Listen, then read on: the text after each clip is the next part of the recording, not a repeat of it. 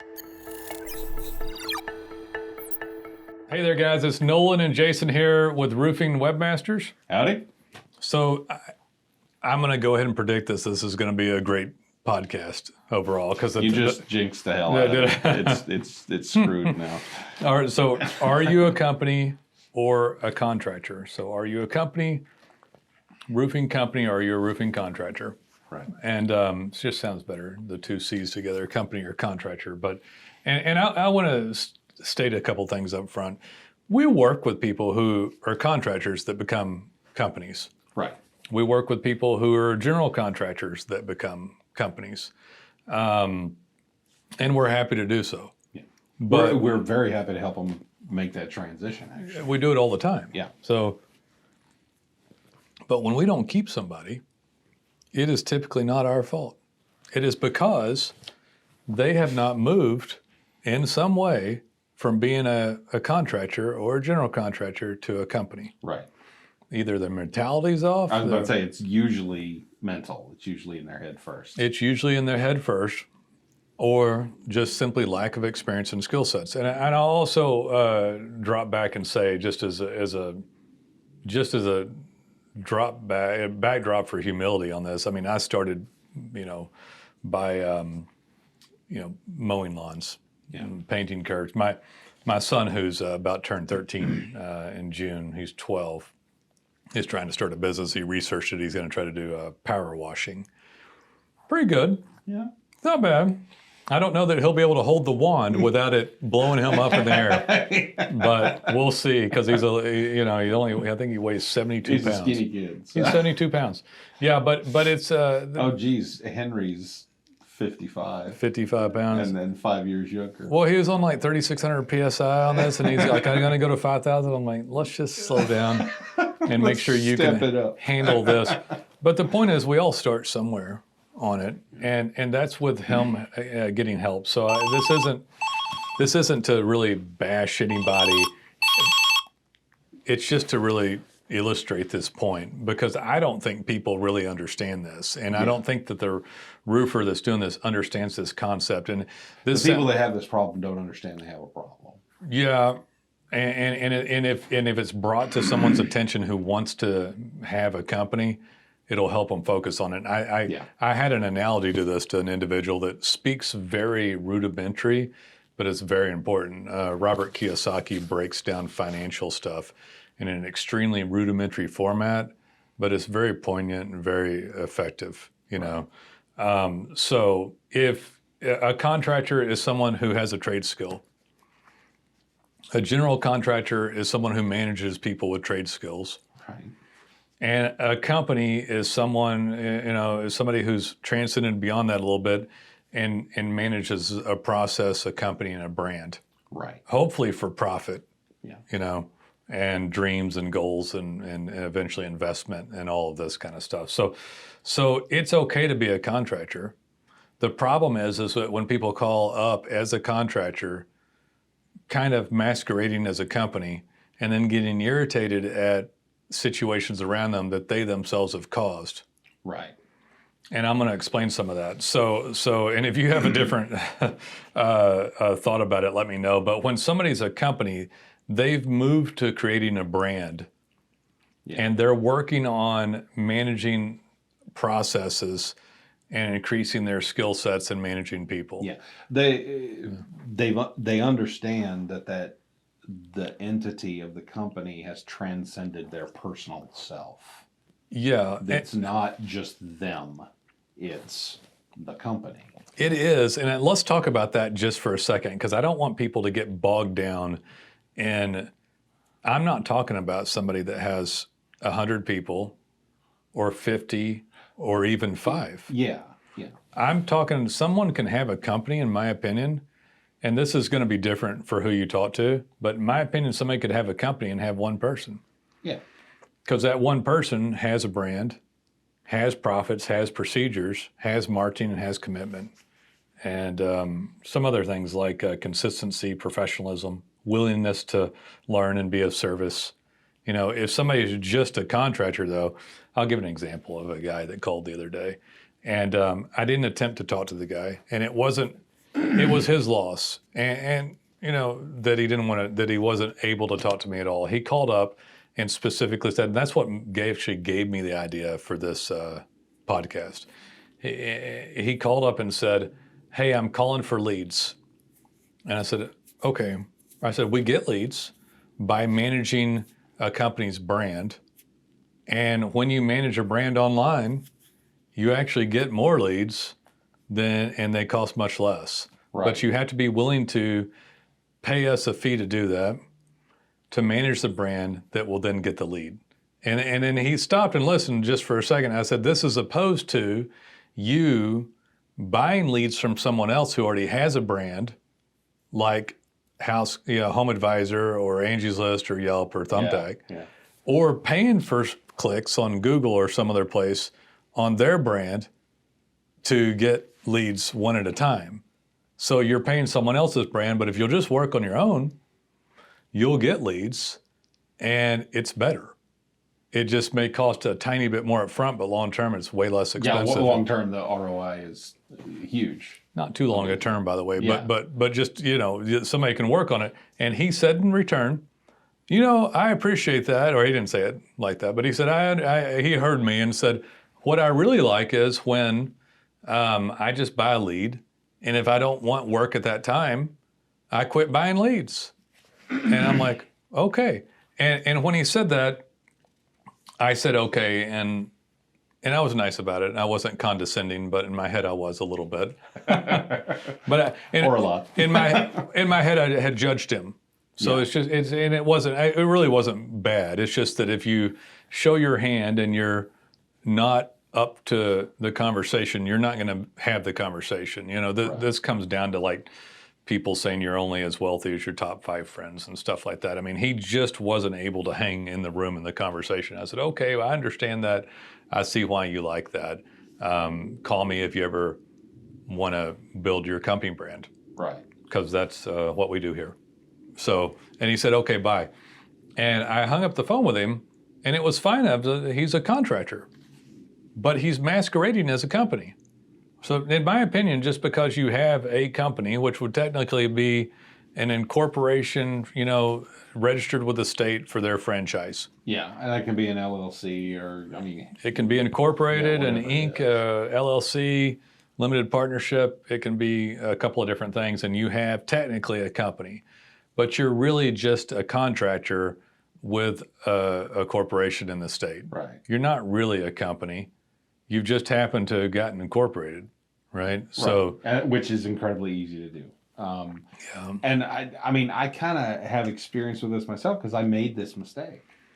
I did freelance graphic design work for 13 years. Right. And I was just a contractor. It's a different world, obviously. It's a different industry, but some of the principles are still the same because all I did was hustle up a gig. Right. Wherever I could. You're contracting out, subbing out, you're subcontractor. And I got work from actual design firms and advertising agencies. Right. And if I had been smarter about it and taken the time, I could have my own agency now. If I had built a brand and done all those things. Work and hustle on it. I could have done that, but I didn't know that well enough. I was too young and too kind of focused on just getting the next gig. It takes time to consider it and think about all of it. And there's nothing wrong with being a subcontractor. A lot of these guys, by the way, not some of them, every once in a while I'll meet a guy who was literally the labor crew. And then they move out of being a labor crew to a subcontractor. Right. And then they start managing labor crews and then they start a business. And if they don't understand it really well, we had a guy like that for 5 years out of Houston area that we made very successful, who's not a client anymore, but he stayed with us quite a while. Yeah. And he really only left, by the way, because he misunderstood the full scope of company and having professional services and marketing and longevity with that. Right. He got egotistical really and kind of flew off the rails a little bit. I think I know who you're referring to. I think you do. Yeah. But he was a good client for a while, and we actually started a secondary website for him. Had two now I know exactly. Yeah, had two successful. Yeah. But yeah, if someone so let me talk about some other stuff around this category so people really understand it. I've had time to kind of be retrospective about it being in business so long, and I do consider myself a company, and I'm constantly hard on myself and trying to increase our brand, but not only that, our procedures, professionalism, ability to provide service. Right. But let's talk about the I guess the sale is the first standpoint of all business. And so if somebody works on a lead, the nature of the lead is important. So if the lead comes from a lead pool and you're competing against other people, it's kind of a dog eat dog deal and it's kind of rough to perform. Right.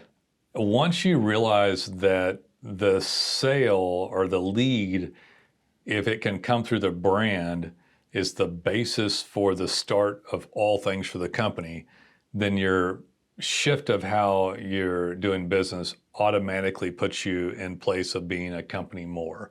Right. Because you're not just hustling a lead, you're creating a lead, and then you understand that the lead generates the sale generates the revenue, and the revenue pays for the service and this infrastructure and the professionalism. And right. any sort of expertise and resources which come from money are generated as a result of the lead to the sale. Yeah. And this was hard for me to understand. It means that somebody who's a hacky, sales-oriented entity can become the best company because they'll eventually fix the resources, the service part of it, and the professionalism. So the hacky sales guy, if he can get out of that, and he can get out of it easier than the guy that's just the service tech, right? Because he's going to get more leads and sales, right? Which means he'll get more revenue and money to produce resources, which are human resources, professionalism, and infrastructure. Yeah, and touching again on the whole thing of lead coming through your brand. Yeah, is a lot of guys, I don't think they realize because they've never done it, is that when you get a lead from like a lead selling source or something, like you said, like it's from a pool or whatever, right? You have to really dog it to convert that lead into a sale. But when you get leads based on your brand, yeah, you are so many steps further along that sale when you get that phone Most call. people don't ever experience that. Yeah. And most people give up on their company and brand from the get-go and give that power to other people when it is not necessary to do right at all. So they start out from a standpoint, so propaganda fills people's heads and they allow the narrative to erode their confidence. Right. And they will buy leads from other places. There's nothing wrong with buying a lead from a Home Advisor, Yelp, AngelList, Thumbtack, a Google ad, or a Facebook or Instagram ad, YouTube ad. There's nothing wrong with buying a lead that way. The problem with it is that 70% plus of all leads for home services are non-paid items on Google. Right. So organic results. Most people go to Google. Let me rephrase it. I think like 80+% of people go to Google, and 70+% of those people click on an organic result, right? What people refer to SEO. And I'm talking about the map listing or reviews and reputation or organic keywords that go to your webpage underneath the maps or the map right. doesn't show up. Right. So that's where most leads come from, and people talk themselves out of being able to get them when they're not hard to get. Yeah. I mean, when you're just starting out at sea, if you've got two choices, you can work on your brand and work on your SEO and your web presence. Right. And that seems harder than going to Angie's List and shelling out some money and you get a lead. Both are fine, yeah, by the way. Both are fine. Both are fine. They could do both at the same time. Yeah, and we have clients that do, especially when they're starting out new. Yeah. But that seems so much easier. But you and I have talked before, it's like a drug fix. It is. Is you get addicted to that simplicity of doing it that way. But if you would put in the time on your brand, as we're talking about, become a company, then it's far more rewarding down the line. Yeah. And people don't really invest time to start it or do it, and they really misunderstand the nature of it starting out, and because of that, they begin to villainize a lead source or even Google or the web people that are helping them. So it's like we experienced this, for example, during the off season. The roofer can't last from January till March or April or December. Whenever in some parts of the country that are frozen over. And then because they're not thinking straight about the brand and what this all means together, they drop their marketing or villainize people. There's nothing wrong with a lead from a home advisor because you hate the nature of it if it's if it's profitable. Yeah. If you buy leads from them but you're losing money, that's bad, obviously. But if you buy leads and you earn money, that's a good lead source. That's a good lead source, possibly. It may not be the best lead source. You can improve that, but it's a good lead source. When someone doesn't understand the nature of contractor or general contractor or subcontractor to company, and they get lost in the details of it, they tend to villainize the things around them. Right. And we see that all the time. Sometimes they get angry at us. Sometimes they get angry at Google. Oh, I hear them getting angry at lead sources all the time. They say they hate the lead sources. I've had clients call me and tell me I don't want to show up on Google. But a business, and I've literally said, so you're shutting your business down, right? I mean, what else can I say? We had a guy like that 6 months ago or 9 months ago. It was just like, so you're done. Yeah, I mean, if someone, so what a business owner does, what a company does, a business man does is says, I know people have problems with this lead source, but we earn good money with it and know how to operate it. Right. That's exactly what they say. That doesn't mean that all lead sources make money, by the way. I've always told people that organic's the number one thing in your brand. It brings in the best, cheapest leads. Right. But after organic and your mapping and all of that, reputation reviews, you're lucky if you find two other things that work, and it might be Yelp or Home Advisor or Angie's List and Google Ads or something else, but you're lucky if you have like two or three that work. But something else besides just organic works, which is what we help people with. Right. Just that I, unlike other people, don't villainize.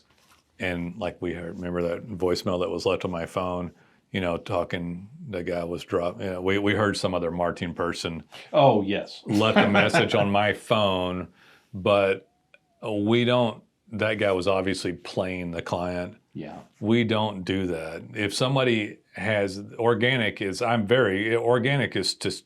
statistically clearly the best place to like establish a brand, to show up on organic on Google, non-paid reputation reviews, and maybe some other sources like YouTube or social media or something. But it's hundreds of percent lower cost or better return on investment. Yeah. But other things can work as well. And when somebody doesn't understand this, they are, I don't know if they're not an entrepreneur, they're just in a phase of their business career where they don't understand it, and they're not a company yet. Yeah. Early on when I came to work for you, we were having a discussion one day, and you pointed to, I think it was like our certificate, our corporate certificate that was hanging on the wall. And you said, you see that? That is the entity that pays all our bills. Yeah. And it is our responsibility to feed that entity. Yeah. And it was like, you had a very clear vision that you are not the company. Yeah. You might own all the shares of the company, or be the owner, however you want to put it. And you might be the CEO or however you like to call yourself there. You don't even use that title. I don't. But I'm technically the president in my bylaws. Yeah. But yeah. But you understand the separation, and you understand that the company transcends you as an individual, and you understand how you have to manage. And there's a lot of reasons I say that. There's one thing, there's piercing the corporate veil. So you can get sued if you treat the corporation like your personal bank account or your personal self. Secondly, the company is very indifferent and very cold-hearted, and it is not me. People, because I've thought about this psychologically a lot. People, we talked about it earlier, because people get people when I was younger, I've never been, I'm introverted and I'm not necessarily great at dealing with people in hard situations, but I'm great at working with a business owner. Like since I'm direct, Texan, and introverted and serious about what I do, business owners really like me. Yeah. But if I have to deal with a sensitive social situation, people want to stab me. You know, he's going to say something inappropriate. Yeah, people want to every time. People may want to hurt me, and so I used to really think, am I doing something wrong? And so, well, I know I don't deal in social situations, so I learned what I'm good at and bad at. But I had to draw a distinction in my head as like, I am not the cause of this stuff necessarily. I may be inciting something, but I'm not the cause of it. But the company can't employ you or deal with a situation that's not profitable because it'll go out of business and the company feeds me and all these other people here. Yeah. And must pay its taxes and everything else. It is kind of important from that standpoint to have that realization, because the individual is not the company and the company is not the individual. And if you can separate those two things, you start to give the company what it wants and separate your personal emotional needs from it. Yeah. If you have this company, right? Even if you're 100% owner, you still work for the company. You're still an employee, even if you're the top guy. You might be the top employee. I bring it up every once in a while. I hate to bring his name up because I hated my stepfather was such a horrible guy, and I don't want to empower him, but I kind of feel like when I say negative things, maybe the devil pokes him with the pitchfork, you know? So, I thought maybe negative stuff, afterlife, just jab him a couple of times. But one thing he told me that was good, the only thing I can really remember besides lemonade out of lemons was don't get mad at your pocketbook. Right. So if you treat and you've heard me say that before about him, he was such a horrible individual, but that always rang with me. You can get angry at whoever you want to get angry about around yourself and your business, and you can tell off a client or do this or do that, but that little joy of that, or canceling a service or doing this or getting one over on this person, is very short-lived, but the longevity of losing your income doesn't make sense. Yeah. So if you'll... We had a situation recently where we had a client that we were having serious doubts about continuing to do business with. Right. And you were like, I just want to tell this guy to go to hell. And I was like, so you don't want his money anymore? And you were kind of like, damn it. Sometimes, I mean, this is a little too much and for the he's still a client, by the way. So a little too much for the podcast, Jason. But I will share some stuff with some people, because there is, I mean, we're a company, but we don't have to eat shit from a customer. Yeah. And we're he wasn't like cussing us out, but he wasn't being nice. No, he just wasn't pleasant. But it is no shoes, no shirt, no service. We have the right to say who we do business with. If somebody makes our life miserable, there is a state of diminishing returns there, to where it's like, okay, I don't want to die early to take this guy's $1,000 a month. So it's like we've reached the point where we can say goodbye. Yeah. So we've been in business for 11 or 12 years. It's like, we want a good business relationship. And so there are some places where you draw the line and say, hey, we run a good business. We're not going to be taken advantage of, or be spoken to in that manner. The thing is, though, that's not necessarily getting mad at your pocketbook. Yeah. Sometimes that's understanding that what you're being paid does not outweigh the stress and difficulty. Right. And if you're making that decision without the anger, then it's probably the right decision. That individual loosened up a little bit finally. Yeah. And it's okay for a client to have a bad day. Yeah, absolutely. Or a bad week, and we're not going to go off on the client. I've had clients call and just absolutely lambaste me and cuss me out, and then call back an hour later. I'm really sorry. Had a rough day. I got to tell you something. Let's reset. Just for the record, I mean, we're humble to be a service, but someone will not cuss me out. Will not drop F-bombs. Oh, yeah. You drop an F-bomb directly on Nolen, that's it. Yeah, I will not do business. It doesn't bother me as much as it bothers you. But yeah. I mean, I'm not going to go outside and fight you. Yeah. But someone will not cuss me directly. Now, if somebody's dropping F-bombs around me in an agitated situation, that's okay.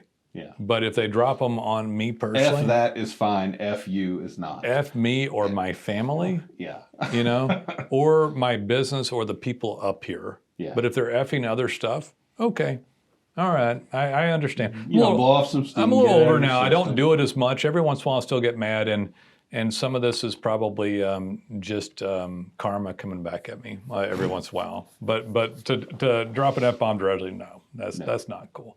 All right, let's see if we so there and I want to say something else about it. There's nothing wrong with being a contractor. No. There's nothing wrong with being a subcontractor. I'm not stating that at all. And I think for the most of the part, most of the people that would call us are moving towards the state of becoming a company, or at least want to become a company. Yeah. So They're seeing the people who run a company, and they want that. And maybe they don't exactly know how to get there yet, but they haven't articulated they've seen it the yet. light, and they're moving in that direction. Yeah, this is pretty tough. I mean, 49 years old to get to the point for me to articulate this. This takes time to understand it, you know. And I wish I would have talked to that guy. He probably would have said, F off, Nolen. You know, if I said, hey, do you realize that based upon what you said to me, that you're not really a company, that you're merely a subcontractor, that you are a contractor that moves from one job to the next. You are merely. That's the part you leave out. That you move from one job to the next, accepting a lead, and that's okay if that's what you are. But I just want to. And if you don't get out of that mindset, that's all you will be. Right. I did freelance work for 13 years, and because I didn't get out of that mindset, that's all I was during that period. I didn't build it to anything else. I want to say that it is a very hard price to pay, though. Yeah. It is. I'm not suggesting it's easy. As I sit here, and I'm not like, I tell Jason has to listen to me say this stuff. I don't know if he appreciates it or not, but like today, I'm fighting off a headache, you know, but I'm in here working, and I'm paying bills, which I loathe, and you know, so there's all these things, and I'm constantly reinventing ourselves and working on new things, and it never ends. Right. But there is reward from it that I choose to go through it to have the reward. And I've, as time gone on, have rewards that I'm grateful for. And but it is a lot to be an entrepreneur and to move through the motions and then to continue to learn. Right. And we were talking yesterday about it, and I said, I think that it was about 45 years old, and which wasn't but 4 years ago, that I said, oh, wow, so I'm never going to quit learning stuff or taking beatings in order to move forward until the day that I literally retire and say I'm not working. Or fall over dead. Fall over dead. Yeah, so this never stops. It comes with a spoonful of humility, and I'm humbled by it. But I've also earned and deserved to be wherever I am now. Right. And for the sake of being psychological about it, you have, whoever's listening, have earned and deserved to be wherever you are now. You know, that individual, that guy that we've been dealing with, he's earned and deserved where he is now. Oh, yeah. And so I used to, when I was younger, I used to think, that guy ought to get his, you know? And you later realize that guy has his now. Yeah. You know, when people cross you, or you think they are living the life that they deserve today in the society that we're in even today. If you look at them and it looks like they have a veneer of a good life on them. Yeah. If like you're dealing with them and they're a miserable bastard, then they wake up every day a miserable bastard. Yeah. And it doesn't matter how nice a car they have or anything else. They're still miserable. I think somebody can go through and go from starting up in business and becoming a company and have joy at being a contractor, through a general contractor, through whatever, or you know, or because the guy that called me that was looking for a lead, he was just a skilled tradesman or barely above that was looking for leads, you know, and I say barely above it. You know, someone can be skilled tradesman, which is honorable, and then learn how to manage skilled tradesmen. Right. And look for a lead to go sell a roof to manage skilled tradesmen, which makes him a subcontractor, you know? Yeah. Which is fine. But we like to help people go from that, or that are already past that, to build the brand to the best of their ability, so that they can hopefully make as much money as possible. And then I guess part of this is to, to get real profit after mastery, and then hopefully move beyond that to investment. I mean, that's the ultimate goal of the company. Yeah. I mean, if you want an example from our client base, Yeah. we had a guy, now this is not a roofer, it's a landscaper, which is not normally our category. We've had a couple of them in, but it's not, but we just happen to I get know this who call you're from this talking guy. about. Yeah. When he came to us, he had a truck and a trailer with 2 lawnmowers on it. And he didn't even have like an assistant. It was him doing all the work. It's a guy that built a building out in the middle of his Yeah. own land. Yeah. He's with us for 3 years working on his stuff. 3 years later, he calls and he wants to go over strategy and go over some changes. And he asks if I'll come out and have a meeting at his office. And it's not far from here. I was like, sure, why not? I go down there. I get down there. He's got this beautiful office building. We're not talking, he didn't rent something. It's not a little strip mall. It's this 3-story office building out in the country where his... On 100 acres. Yeah, on 100 acres. Yeah, or something, out, out whatever. in this little town south of Fort Worth. And I pull up and I look down the side of the building where he got a fence around it. He's got all these trucks. And there were 13 wrapped trucks. Very cool. And there were spaces open. So some of them were out doing work. He had more than that. And I went in, they had this nice corporate headquarters, and he had gone from basically mowing lawns and doing hedges to doing landscaping management for commercial construction. Yeah. And big, large scale luxury developments. And that is a guy who started out, who came to us, and he was still just a contractor, and he became a business, and he built something pretty amazing. And that's the exact right attitude. There was a famous story when I was a kid growing up and going to high school of a guy named Minor, Minor, I believe. And I don't even know if you can Google this anymore, but he had a company named Minor's Lawn Care, and the story went that he was going to TCU, which is, if you don't know Fort Worth, Texas, that's basically our Ivy League here. Yeah. And beautiful school, by the way. People come from all over the country trying to get into that school because it's such a pretty campus. But so he'd gone to TCU, but he'd started a lawn care business, and he was so successful that he decided not to take a job, and he started a lawn care business. Back then, something had happened, like a kid had gotten killed, like literally like rolled over on a lawnmower on an incline. Oh, geez. I think his name was Jason Minor, maybe. I don't remember though. Anyway, I don't even know if this guy's still alive, but he made so much money that during that, and back there, probably can't do this anymore with loopholes, but that we have the homestead law, and you could keep your house if you get sued. And I don't know if it's still that way, but back then in Texas, you could keep the whole house no matter how expensive it was. He went and bought a mansion over by Colonial Country Club. Okay. Like from lawn care. Not a great story as to why he did this, but supposedly he went after this incident and bought one of the largest mansions over there. Something that today would be worth $8 or $10 million. Right. You know, and it was an estate, like on a couple acres inside the neighborhood.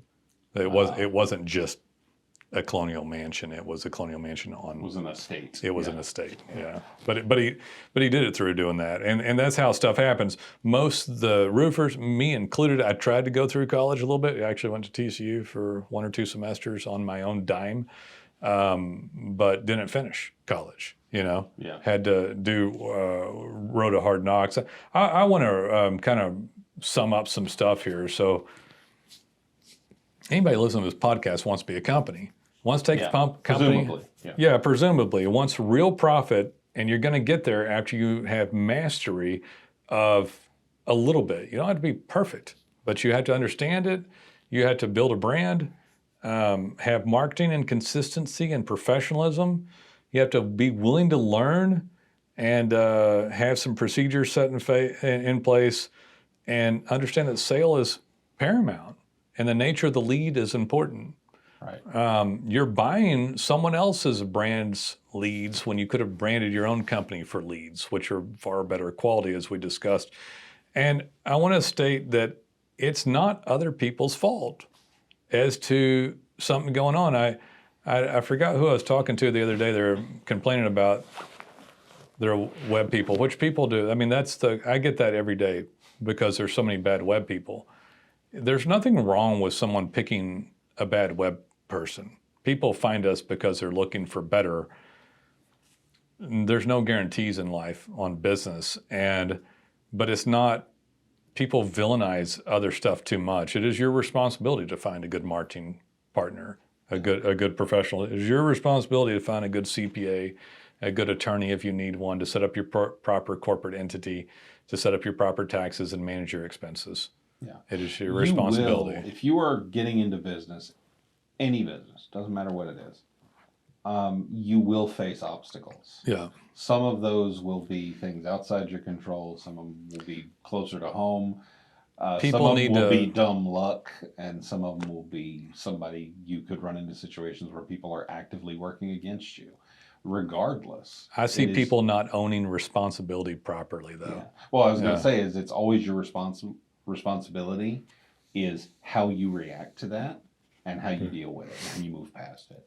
Because Right. you will see obstacles. You're not going to start a business and the sales aren't just going to roll in and you're not just going to have a smooth ride the whole way. You can start okay, so Jason, I did start a business and I was in home security, and we mulled around, and it's a weird thing to call it luck. I think it was just that we were in home security when 9/11 hit. Right. And the sales did roll in, but there was infrastructure there and marketing there. Yeah. And when I say sales rolled in, we went from like 30 sales a month to over 300. So, and that was a fairly high ticket item, at least on the sale of the contract. And so sales did roll in. The problem is, and a lot of people have heard But stories. that wasn't like the first thing you'd ever tried to do. It was not. You had dogged it, even in this home security, you had dogged it for a few years. It had been years up before that happened. It was, and I just want to state that I didn't keep the money because I wasn't prepared with other stuff. I was still young. I was 29 or 30. Yeah. I mean, it was 20 years ago, and so not all the money was lost, but it had the money been invested. And when I said earlier, I mean the hope for somebody is that they have, that they learn enough stuff, and that you will earn money, and then have mastery of it and procedures, and then to invest it and to keep money. Because without investing money, there's no keeping of money. Right. You can't save your way to, stability. So there has to be an investment vehicle. I had personally, in case people are curious, what a game changer for me was getting a business coach. That business coach keeps me on track. I told you something he told me just yesterday. Yeah. But it was to stay on track. I got a business coach to help me maintain focus, because I probably very badly ADHD or some other issues. Who knows what's wrong with me on some stuff, but yeah. I could do a whole podcast series. I've got a lot of good qualities, but yeah, I'll tend to, I mean, if I didn't have ideas, we'd be in trouble, because you got to constantly reinvent yourself. But I'll get off track and not stay focused enough, and then you got to. But the coach helped me stay focused, stay on the right thing. And I think nowadays when I have other ideas, I get off of them quicker. And if we do something new, it tends to be in the same category. Yeah. So like softwares. We try to do stuff that's adjacent, that naturally leads from where we are to this. Yeah, software's different, but it's in the same category. Yeah, and it's serving the same purpose. Serving the same clients and the same purpose. Yeah. So yeah, if we do have a tangent, it's just adjacent tangent, not too far off. If it gets too far off, we signed up a client the other day for a contracting category, and he was looking into Python coding, and he took a course for it. Okay. And I gave him some advice, which was, it's okay to do some of that, but the contracting is arguably one of the best things left in America to go make your mark on. Yeah. The chance of you making some sort of app from scratch when you don't know anything about it at all is very low. Yeah. You know? The app boom is no longer a boom. Right. It happened. There's tons of apps. You can make a living doing that, but no one's inventing Instagram anymore, or Twitter or Facebook or whatever like that. Probably not. That's been done. Yeah. So he was in a family business, and he was starting up contracting businesses. It's very green grass where you are. Very, very green grass. Contracting business is fantastic. Maybe the last thing somebody can do and legitimately say, I'm going to become a multimillionaire, right, and get going. So the contracting is not being replaced by robots anytime soon. No, I think it's fantastic. But coding will be. Not only can you become a company, but I think it's absolutely fantastic. So, becoming a company will accomplish profits, reach your potential, dreams and goals. And I think that if you're an entrepreneur headed towards this, you can absolutely have a great business, focus on it, and understand that I think about a lot of things from a marketing standpoint. I wish that I had stayed more marketing focused my whole life and sales focused. Because actually when I started this business, I was a little on the service and technical side focused. Right. Like right when you started, we were working on our procedures instead of just marketing, and procedures and all that is just comes after sales. Yeah. And resources. You can make a procedure, but it serves no purpose until there's a client that's been sold to plug into it to go through it. It doesn't. I hear this all the time from roofers, like, I'm a good roofer, one of the best that's ever been, and some version of that. And I said, I hear you, but nobody knows that. And it doesn't matter if you don't get a lead. Yeah. So it doesn't. We've been doing this for 3 generations, but my dad didn't do a website, and it's like, and I'm actually, I'm empathetic towards it because I have made these mistakes. It's like that is irrelevant. If people get above you in ranking, or if you're not found, your level of expertise is a moot point. Yeah, absolutely a moot point. I often will say to clients when speaking to them, when we're discussing getting, increasing their ranking, getting the results on search, I said, let's dispense with one idea right away. How good you are at your job as a roofer is irrelevant. It has no bearing on the conversation we're about to have. Yeah. Because your place online, the only way it bears on your organic result is reviews. Because your quality work as a roofer gets you good reviews. So that's the one way that it comes up. But everything else is based on other stuff, your online presence and how that's managed. I like a pretty personalized website. Yeah. With photos of the crew or family. Yeah. But that does not denote success online necessarily. I think it may help with ranking a little tiny bit and conversion a little tiny bit. Yeah, it definitely helps with conversion. But our most successful client of all time does not have a personalized website. Yeah. But that client does tons of pins and gets tons of reviews. Yeah. And dogs the living hell out of all that. Yeah. And does a few other things, and they get, I'm guessing, 30 calls every day, every single day for roofs without a storm. Yeah. And it's with no major storms in his area for like 2 years. Mind-boggling amount of leads, and he has never put a picture of himself or his crew on the website, not at least beyond the pins, like in the primary photos and everything. Yeah, it's some photos of his work, and it's even still some stock photography. Somebody will call me once a month, once every couple of months, and say, Nolen, now here's what's going on. And I'm like, oh, okay. And so here's what's going on. I'm getting all sorts of impressions. So they're looking at some sort of analytics program. Some kind of report. I'm getting impressions, but the drop rate, the bounce rate's high, and they're not converting. So what we need to do is do some A/B testing and find out why these people are dropping, so they'll call. Because I think that 9 out of 10 of these people coming to my website should be calling. And I really don't care what the bounce rate is on some level. Every single website we make has calls to action, proper setup, all of them. Yeah. If we did an A/B test, all that's negligible. And I'll always say the same thing. I say, Jason, that's not the problem.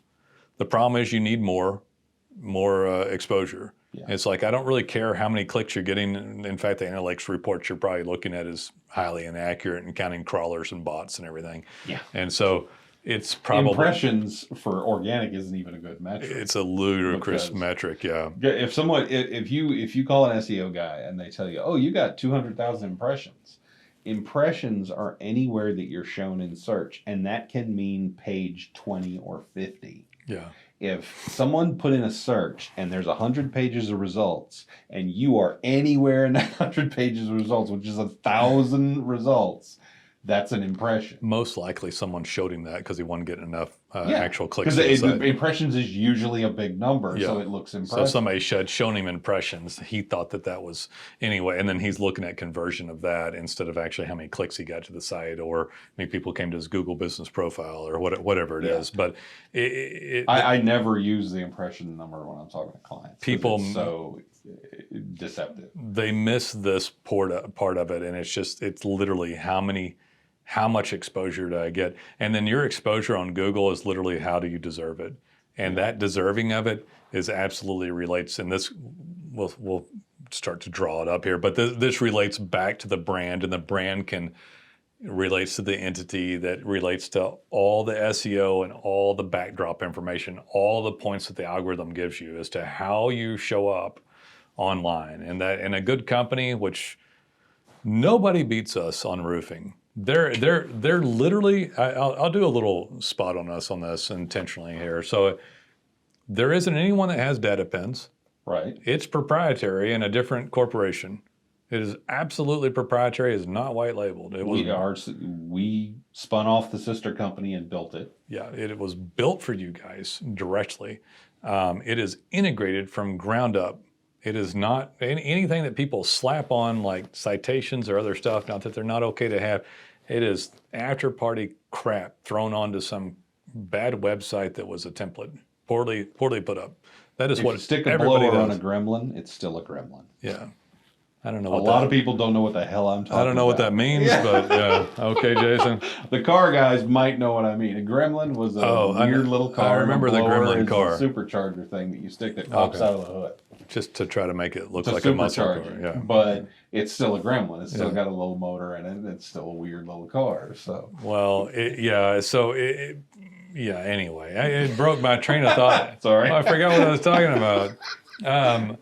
You were talking about slap-on and bolt-on stuff, and data pins is integrated and so forth. Things integrated properly, done properly. There's just no one doing what we do. Right. There are people that claim to do what we do that'll take their ad spend money and fleece them rotten, but will miss 70% of the +% of the clicks that are organic and build that brand. And building the brand of a company digitally has to do with spidering all sorts of proper components done up front regularly and updated. Right. And integrated, and it has to do with design and code and pins and signaling and reviews and reputation and geo coordinates and all the hundreds of other things we touch when we go. All of that together, and the only reason I want to stop and talk about it for a second is because that builds the brand, which makes the company online, which gets the stinking lead, which makes me mad because it's like, we need a lead. Like, okay, you're skipping step one. Yeah, we can get a lead. Which, by the way, step one has 100 steps in it, but you're skipping step one. Yeah, so we can get the best lead there is. No, I want to buy a lead. Oh, you don't sell a lead. I said, no, we don't sell a lead like Home Advisor. Home Advisor, Angie's List, Yelp, Thumbtack. You can call them and buy a lead. Right. We help you get leads by building your brand. We help you create your own leads. Yeah. So, in a manner of speaking. Yeah, create a lead, deserve a lead, and I 70% of search is organic. The companies that I've mentioned, large portions of their lead come because they show up in organic.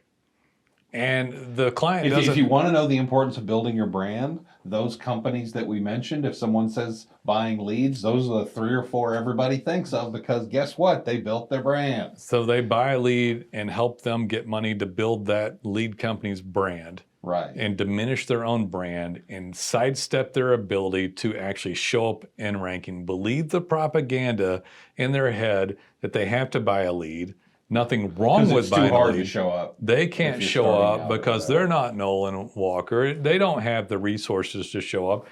Yes, they do. They've overinflated everything in their head. They believe the propaganda. They beat down their own, beat themselves down, made themselves think that they can't do it. It's all in the company's or the contractor's head. Right. That they can or cannot do these things. It's maddening. So somebody calls up and wants a lead.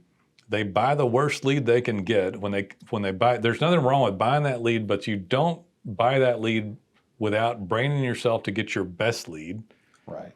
Which means you don't have a company, which means you don't have longevity, which means you don't have profitability. I mean, it just like, right? Yeah. No, I know. Yeah. You lose the lead that costs 500% less or 1,000% less. The guy that gets 30, his costs like 40,000% less, whatever they cost less. Yeah. Ridiculously low number. Ridiculously low lead. His lead's probably costing dollars each, like that. $5 a lead. He may buy other leads, but that's okay at that point. The last time I talked to him, he had still never done that. So you organic was his thing. Build a brand to get a lead, and you can buy other stuff if you want, but if you don't build a brand because you have a company, because you view yourself like a company, because you take responsibility for your company and treat it like a company, and then recognize that, and that you fight for the company to show up online, to get a great professional relationship, like Roofing Webmasters, like Data Pens, and then you fight to show up online to get a lead so that you can be profitable, so that you can earn money and create systems and procedures, deserve to show up, deserve to earn money, and invest the money to finally get to the dreams and goals that you had in the first place, which is why you wanted to become an entrepreneur. Right. Otherwise, you're calling up, kidding yourself, forsaking your company, your dreams, your goals, and then getting angry at other people for why these things don't happen, you know? And I listen, I fully understand it.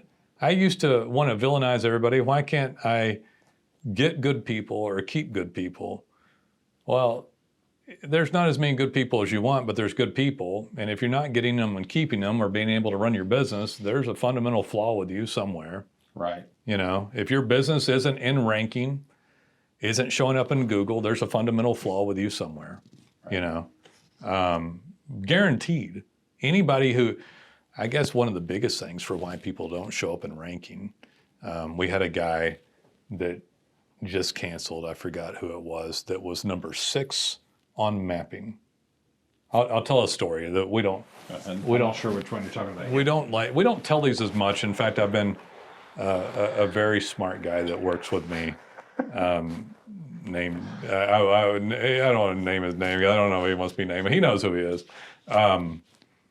Told me to quit telling any negative stories about clients, but this story is interesting. Negative stories can be instructive. I've tried to tell positive stories this go around to be instructive. So the guy was number 6 in mapping, but he hadn't done pins and hadn't gotten reviews. So the premise of 6 is very close. He was almost in 3-pack. Yeah. And this was, I think he only had 6 reviews on his Google account. He needed a few more reviews, and he done like 40 really poor quality pins. Oh, we're talking about that guy. Okay. Yeah. I can't remember the name of it right now, but I've done like 40 very low quality reviews. Is it that guy? Yeah, it's that guy. Yeah. That guy. That's a story we ain't even going to tell.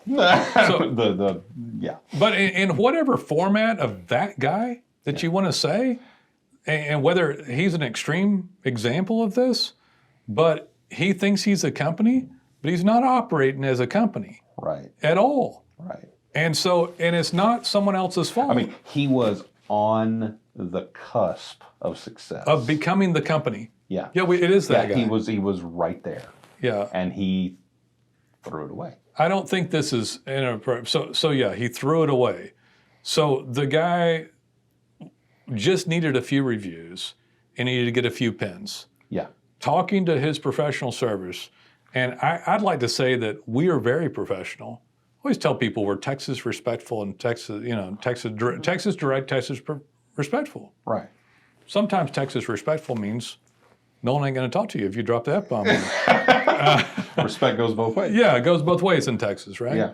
But we're nice people and help them out. And all he had to do was get some reviews and get some pins and do a few things, but instead decided to cancel all that and not do those things and take a step backwards in his development of the business. And what my fear is for a lot of the people, if they don't stop and contemplate this, and it doesn't mean you're going to have a straight line upwards towards it. You can go up and down, and by no means have I personally been, have I always been the best business person. I mean, I have made many mistakes, but I pick myself back up. Jason watches me do it weekly. Look at me not comment. Every week he watches my, I get beat down and I pick myself back up. Yeah. I get beat down and pick myself back up. And maybe this guy will do the same thing. I hope he does. Yeah. But I think that most people don't. Most people don't. And I mean, the last thing I said to him was I wished him well, despite some of the things he'd said to me. Yeah. And it's okay. I was younger and more, a little more brass at certain times in my life too, you know. Maybe to that extent a couple of times, maybe not. But yeah, so. Yeah, I don't think you were at this guy's level. I mean, you know what I'm saying. Yeah. Or maybe this guy's depth. Yeah. Doesn't matter. Anyway, so if I had to leave you with anything, just fight for having the company. Fight for the company as a separate entity.